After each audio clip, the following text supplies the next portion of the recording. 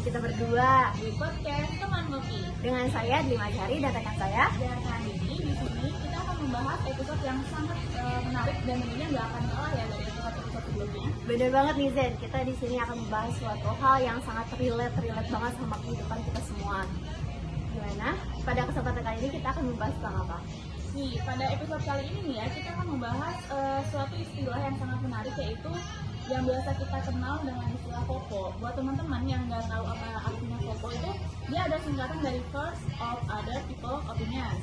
Yang biasa kita kenal dalam bahasa Indonesia itu, kita takut ya akan penilaian orang lain.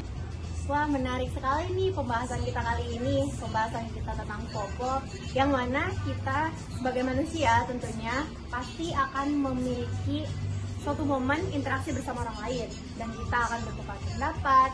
Tapi dengan bertukar pendapat itu, ada kalanya seorang memiliki rasa tidak percaya diri karena takut dikritik sama orang lain. Kalau menurut kamu gimana tuh, Zen? Nah, perlu kita pahami juga ya, kalau menurutku kayak individu yang mengalami FOPO ini, yang terkena fenomena FOPO ini, dia tuh cenderung akan memiliki rasa takut berlebih terhadap pandangan atau opini orang lain. Jadi kalau misalnya dia dalam segi berpakaian ya, misalnya kayak, aku kalau pakai ini takut dikomen nih sama mereka, sama orang lain, padahal orang lain tersebut tuh belum tentu loh menilai buruk akan dirinya sendiri. Jadi si individu tersebut tuh kayak nggak percaya diri, terus memiliki rasa takut berlebih, dan akhirnya kecemasan dalam dirinya tuh meninggi seperti itu. Nah iya Zen, belakangan ini banyak banget fenomena seseorang yang takut banget mengungkapkan apa yang ingin diungkapkannya, yang dirasakannya, karena seseorang tersebut tuh takut untuk dikritik. Karena belakangan ini banyak banget orang yang gampang ngejudge tanpa tahu penyebabnya apa bagi diri seseorang. Kalau menurut kamu tuh gimana sih Zen kalau ngadepin orang yang begitu tuh? Nah, aku setuju banget sih sama pendapat kamu. Kalau menurut aku pribadi sih kayak dari fenomena FOPO ini ya, banyak nih individu yang nggak bisa menyampaikan pendapat dia. Jadi kayak, ya udah aku ngikut aja lah sama yang lain gitu. Aku ikut kamu aja deh gitu. Soalnya kalau ketika dia menyampaikan pendapatnya, nanti tuh dia takut, ih kok kamu pendapatnya kok gini sih? Sama kayak kamu tuh tadi yang kayak ketika menyampaikan kita pendapatnya, dia lebih takut dijudge. Apalagi di fenomena sekarang, di zaman sekarang ya, banyak kayak yang masyarakat tuh pada menggunakan media sosial kan. Begitu pun bahkan sama orang yang nggak kenal juga kita bisa loh kena judge gitu. Kayak ibarat aku ngupload foto nih, di foto itu misalnya aku pakaiannya nggak sopan lah menurut orang yang ngejudge, tapi aku bisa loh kena hujat ya. Nah, banyak dari mereka tuh kayak mikir, duh aku mendingan nggak usah upload lah, aku nggak pede nih jadinya, kayak ya udahlah akhirnya milih di second account gitu. Ini zaman sekarang tuh banyak banget second account ya karena itu takut mengungkapkan apa yang kita ingin tampilkan. Iya, kayak di second account tuh kayak mereka percaya ya udah sama teman-teman dekatnya aja gitu.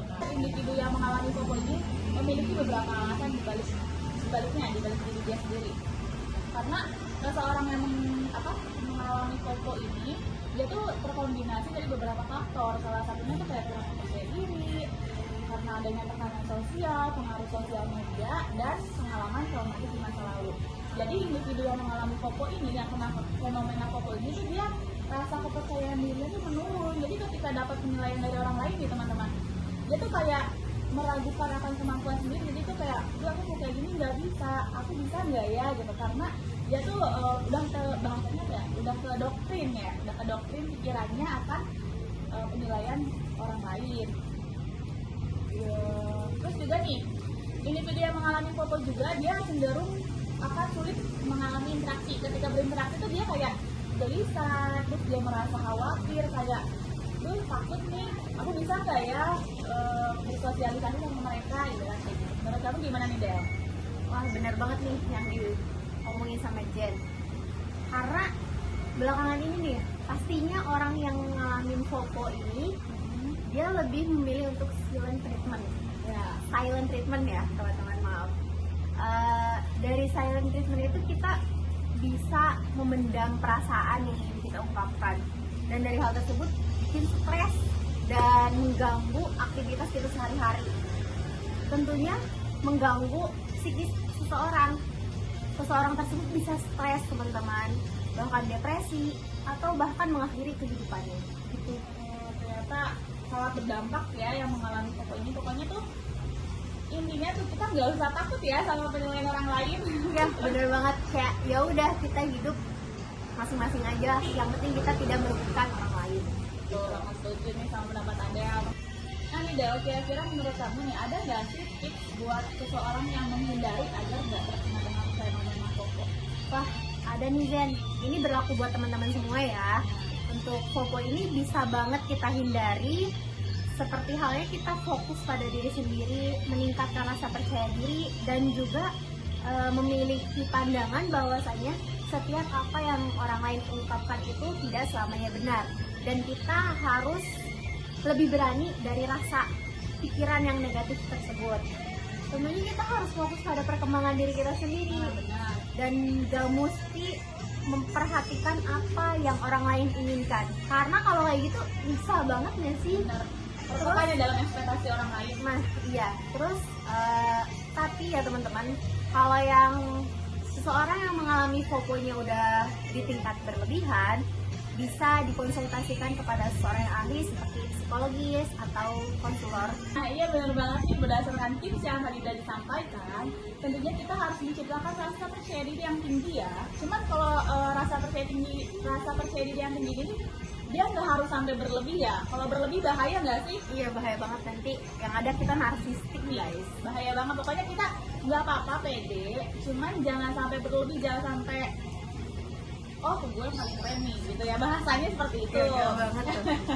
Terus juga nih kita ibarat tuh kayak harus legowo ya, kayak harus bisa nerima akan kritik, mau itu kritik baik atau kritik buruk yang disampaikan oleh orang lain buat diri kita sendiri.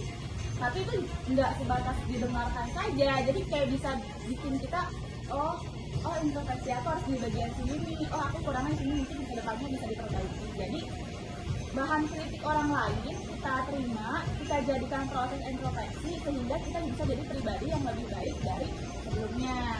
Nah buat teman-teman yang mengalami fenomena foto ini juga tentunya sangat sulit ya, sangat sulit untuk menjalani harinya, sehingga tidak mudah untuk bisa keluar dari fenomena tersebut.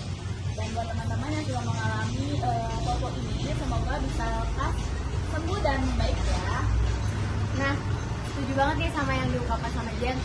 Pastinya seseorang yang mengalami fomo sudah seharusnya meningkatkan rasa percaya dirinya, dan juga jangan banget deh terlalu memikirkan apa yang orang lain ungkapkan, karena kita tuh hidup berdasarkan prinsip masing-masing dan juga di jalannya masing-masing.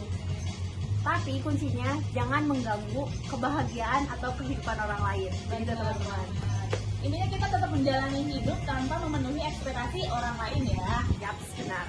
Semoga kita bisa lebih bebas ya untuk menjadi diri sendiri, untuk mengekspresikan diri kita sendiri, rasa percaya diri kita tanpa takut akan penilaian orang lain. Dan juga jangan lupa nih untuk selalu terus berkembang dan belajar dari setiap pengalaman. Karena hal tersebut sangat penting loh dalam kehidupan sehari-hari kita. Oke, benar banget nih. Kita cukupkan episode kali ini berkenaan dengan fomo. Terima kasih Zen sudah berkenan untuk berbagi di episode kali ini. Sama-sama Del, semoga bermanfaat ya. Oke teman-teman, sepertinya sampai di sini episode kali ini. Semoga bermanfaat dan nantikan episode-episode selanjutnya di podcast Teman Ngopi. Sampai jumpa. Bye. Bye.